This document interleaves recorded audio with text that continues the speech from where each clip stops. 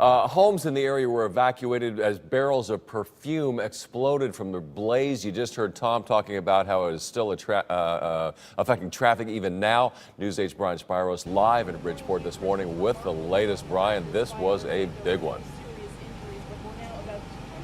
Yes, it certainly was, Jim, a very large fire. We're actually being kept several blocks away from where that fire started. It's over my shoulder, but obviously hard to see this morning because it is still dark. Now, crews are still here on the scene. That fire is still smoldering, so while the majority of it is out, it does look as though they are in there dousing hot spots since this fire was so intense.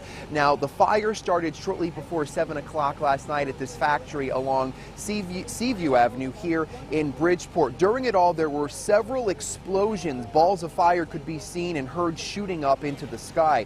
Now, because of the intensity of it all, dozens of homes in the area had to be evacuated, displacing roughly 400 people. In fact, flames caused some damage to nearby homes. Now, News 8 has learned that inside this factory were two businesses. One was JWC Roofing and Siding, the other a perfume recycling company. Crews from surrounding towns were called in to help fight this blaze from Fairfield, Stratford, Trumbull, Norwalk, and Westport. No one was injured during it all. However, 3 firefighters were taken to the hospital for smoke inhalation and heat exhaustion.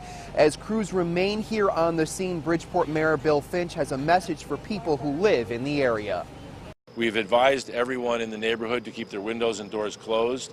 We are trying to ascertain from the material safety data sheets that are on file whether or not under a case of fire there's any compounds that are created.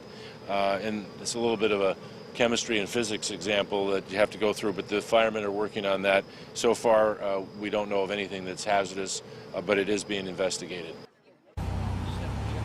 So as the mayor just said, and we talked about, the fire is still under investigation now. Because of concern with water and wires, power was shut off to the area yesterday. At one point, about 1,400 United Illuminating customers were without power. As of 4:20 this morning, the update there, about 132 people are now without power, so crews are working diligently to get the power back up and running and restored to this area. The American Red Cross was also assisting those who were displaced from the fire. We will remain here on the scene throughout the morning and bring you more information as soon as it becomes available.